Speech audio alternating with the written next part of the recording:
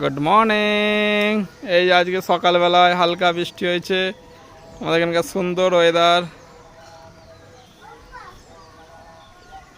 এই যে বাবু এখন খেতে দিচ্ছে, বাইকে জল দিয়েছে।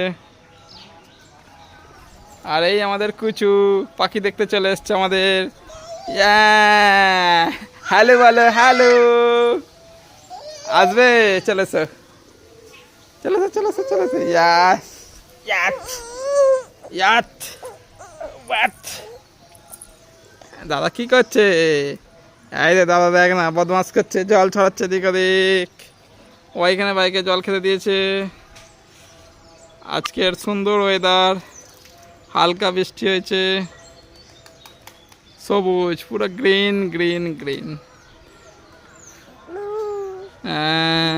গাছ কই?